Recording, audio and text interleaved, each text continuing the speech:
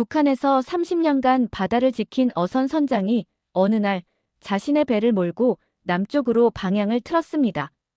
30m짜리 낡은 어선 안에는 임신 7달 며느리, 75 할머니, 15살 소년까지 20명의 목숨이 실려 있었습니다. 북한 해군이 추격을 시작했고 겨울 동해는 4m 파도로 날뛰었습니다. 과연 이 선장은 왜 3대째 지켜온 바다를 버리고 20명의 생사를 건 항해를 결심했을까요? 지금부터 그 이야기를 들려드리겠습니다. 이 영상이 도움이 되셨다면 구독과 좋아요 부탁드립니다. 여러분의 관심이 더 많은 탈북민들의 진실된 이야기를 전할 수 있는 힘이 됩니다. 그 모든 것은 함경북도 청진, 그 차가운 항구에서 시작되었습니다. 저는 청진항 수남구역에서 태어나 자란 사람입니다. 아버지도 어부였고 할아버지도 어부였어요. 3대째 바다를 먹고 사는 집안이었지요. 새벽 4시면 아버지가 방문을 두드리셨습니다. 정우야, 바다가 부른다. 그 한마디면 잠이 번쩍 깨곤 했습니다. 청진항 앞바다, 그 짠내 나는 바람을 맞으며 자란 게 제 인생의 전부였으니까요.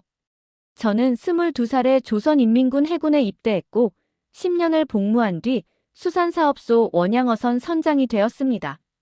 30m짜리 배, 붉은 별 27호. 그 배를 15년 넘게 몰았으니 갑판의 나사 하나까지 제 손바닥 보듯 알았습니다. 부선장 최동수는 30년을 함께한 동지였고 갑판장 이만복이는 제가 해군 시절부터 알던 사이였습니다. 바다에서 풍랑을 만나면 서로 등을 맡기는 사이, 그게 우리 사이였어요. 집에 오면 아내 순옥이가 명태국을 끓여놓곤 했습니다. 청진 앞바다에서 잡은 명태로 끓인 국, 그게 얼마나 시원한지 여러분은 모르실 겁니다. 아들 철민이는 저를 따라 배를 타기 시작했고 기관실에서 엔진 돌리는 솜씨가 제법 늘었습니다. 며느리 영미가 임신했다는 소식을 들었을 때 저는 세상을 다 가진 기분이었습니다. 3대째 어부 집안의 4대째가 오는구나 싶었지요. 그런데 말입니다. 우리가 목숨 걸고 잡은 고기, 그게 다 어디로 갔는지 아십니까? 조업량의 구하를 국가에 바쳤습니다. 나머지 한 줌으로 선원 가족들이 한 달을 버텨야 했어요. 그래도 그때는 그게 당연한 줄 알았습니다. 위대한 수령님을 위해, 조국을 위해 바치는 거라고 배웠으니까요. 의심 같은 건 해본 적이 없었습니다. 적어도 그때까지는요. 그 시절엔 말이죠. 바다 위에서는 가끔 남쪽 배를 볼 수 있었습니다. 2024년 가을이었습니다. 동해 먼바다에서 오징어를 쫓다가 수평선 너머로 불빛 하나가 보였어요. 처음엔 중국 어선인가 했습니다. 그런데 가까이 가보니 그건 남쪽 배였습니다. 크기가 우리 배의 2배는 되어 보였어요. 온갖 장비가 번쩍번쩍했고 갑판에는 선원 서너 명이 커피를 마시며 웃고 있더라고요. 커피라니. 우리는 추운 겨울 바다에서 옥수수죽 한 그릇 없이 버티고 있었는데 그날 밤 잠이 오지 않았습니다. 같은 바다에서 같은 고기를 잡는데 어째서 저들은 저렇게 살고 우리는 이 모양인가. 그 생각이 머릿속에서 떠나질 않았어요. 결정적이었던 건 중국 무역선 선원에게서 몰래 얻은 작은 라디오였습니다. 주파수를 돌리다가 남쪽 방송이 잡혔어요. 처음엔 귀를 의심했습니다. 남조선이 세계에서 12번째로 경제가 크다고요? 자동차를 수출한다고요? 우리는 남조선 사람들이 미제의 식민지에서 굶어 죽어가고 있다고 배웠거든요. 그 무렵 제가 잡은 고기가 어디로 가는지를 알게 되었습니다. 간부들 잔치상에 올라가고 일부는 중국에 팔려서 간부들 호주머니로 들어간다고요. 30년을 바다에서 고기를 잡았는데 우리 식구들은 쌀밥 한 끼가 귀한 형편이었습니다. 장마당이라고 여러분으로 치면 재래시장 같은 곳인데 거기서 쌀 한 킬로가 얼마인지 아십니까? 선원 한 달 월급으로도 못 삽니다. 아내한테는 차마 말을 못했습니다. 다만 그날 이후로 잠자리에 누우면 천장을 보며 생각했어요. 이게 맞는 건가? 내 아들도 태어날 손주도 이렇게 살아야 하는 건가? 가슴속에 작은 불씨 하나가 붙은 셈이었습니다. 그해 겨울, 상황이 급격히 나빠졌습니다. 며느리 영미가 임신 5달째였는데 영양실조 증세가 나타나기 시작했어요. 얼굴이 누렇게 뜨고 어지러워서 제대로 서 있질 못했습니다. 병원에 데려갔더니 의사가 고개를 저었습니다. 영양제가 있어야 하는데 없습니다. 약 한 알 구하기가 하늘의 별 따기였어요. 여러분도 아시다시피 우리나라도 6.25 직후에 약이 없어서 고생했다는 이야기 많이 들으셨잖아요. 그게 2024년 북한의 현실이었습니다. 갑한장 이만복인의 어머니 75 되신 할머니가 폐렴에 걸리셨는데 항생제가 없었습니다. 이만복이가 장마당을 뒤지고 뇌물까지 쓰며 약을 구해보려 했지만 허사였어요. 할머니는 기침을 하시며 난 괜찮다. 손주 약이나 구해라 하셨습니다. 그 모습을 보면서 가슴이 찢어지는 것 같았습니다. 설상가상으로 보위부에서 통보가 왔습니다. 모든 원양어선에 위성 추적 장치를 설치하겠다는 거예요. 한 달 안에요. 동네 이장님이 모든 걸 결정하는 것처럼 이 나라에서는 국가가 배의 위치까지 감시하겠다는 겁니다. 그게 설치되면 바다 위에서도 옆집에서 들여다보듯 우리를 감시할 수 있다는 뜻이었습니다. 그리고 결정적인 사건이 터졌습니다. 같이 조업하던 동료 선장 한 명이 풍랑에 밀려 남쪽 해역 근처까지 표류한 적이 있었는데 그 일로 보위부에 끌려갔습니다. 돌아오지 못했어요. 가족들도 어디론가 사라졌습니다. 30년 바다를 함께 탄 동료였습니다. 술 한잔하면 늘 고향 노래를 부르던 사람이었어요. 그날 밤 아내 옆에 누워서 천장을 바라보았습니다. 태어날 손주가 떠올랐습니다. 이 아이가 이 세상에서 첫 울음을 터뜨려야 하나. 약도 없고 자유도 없고 내일도 없는 이 땅에서. 이대로는 안 되겠다. 가슴 깊은 곳에서 무언가가 끌어올랐습니다. 위성 추적 장치 설치까지 한 달. 그 전에 움직여야 했습니다. 30년간 바다를 탄 사람으로서 저는 이 배로 남쪽까지 갈 수 있다는 것을 알고 있었습니다. 청진에서 동해 공해상으로 나간 뒤 남쪽으로 방향을 틀면 됩니다. 문제는 연료와 사람이었어요. 먼저 아내에게 털어놓았습니다. 순호가 이 배로 남쪽에 갈 수 있소. 아내가 저를 물끄러미 바라보더니 한참을 말이 없었습니다. 그러다 조용히 말하더군요. 영미 뱃속에 아이가 있잖아요. 그 아이만이라도 사람답게 살게 해줘요. 그 한마디가 제 결심을 굳혔습니다. 다음은 부선장 최동수였습니다. 30년 동지에게 이런 이야기를 꺼내는 게 얼마나 무서웠는지 모릅니다. 발각되면 저뿐 아니라 가족 전부가 끝장이니까요. 그런데 동수가 제 말을 듣더니 이러더군요. 형님, 사실 나도 같은 생각이었소. 그 순간 눈물이 났습니다. 동수를 통해 갑한장 이만복이, 젊은 선원 3명, 수산사업소 의사, 정혜란 선생까지 한 사람씩 은밀하게 모았습니다. 정혜란 선생은 어머니가 돌아가신 뒤 이만복인의 할머니를 돌봐주던 분이었는데 약 없이 사람이 죽어가는 걸 더는 못 보겠다고 했습니다. 장마당 상인 오태길이 부부는 브로커를 통해 소식을 듣고 합류했어요. 총 20명. 어린아이부터 75 할머니까지. 6달 동안 준비했습니다. 조업 나갈 때마다 연료를 조금씩 아껴 비축했고 식수와 식량은 어획물 창고 깊숙이 숨겼습니다. 항해 루트는 밤마다 머릿속으로 그렸어요. 청진항에서 동해 먼바다로 공해상을 지나 남한 해역까지. 출발 전날 밤 저는 아버지 묘소를 찾았습니다. 청진 외곽 야산, 바다가 내려다 보이는 그 자리. 무릎을 꿇고 절을 올렸습니다. 아버지, 저 이 바다를 건너갑니다. 3대째 지킨 이 바다를 떠나야 합니다. 용서하십시오. 바람이 불어왔습니다. 마치 아버지가 대답하시는 것 같았어요. 가거라 하고요. 2025년 1월 새벽 3시. 그날을 저는 평생 잊지 못할 겁니다. 청진항은 얼음장처럼 차가웠습니다. 영하 20도. 숨을 쉬면 코털이 얼어붙는 추위였어요. 선원들은 평소처럼 조업 준비를 하는 척했고 가족들은 어획물 창고에 몰래 올라탔습니다. 임신 7달인 며느리 영미를 아들 철민이가 업어서 태웠어요. 75할머니는 이만 보기 아들이 부축했습니다. 15살 소녀는 떨리는 다리로 사다리를 올랐고요. 항구 감시초소를 지날 때가 가장 위험했습니다. 출항 기록에는 동해 먼바다 오징어 조업이라고 적었어요. 감시병이 손전등을 비추며 물었습니다. 선장 동무, 이 시간에 출항이요? 심장이 터질 것 같았지만 30년 선장의 경험으로 태연하게 대답했습니다. 오징어가 새벽에 잡히는 거 모르오. 허. 감시병이 웃으며 통과시켜 주었습니다.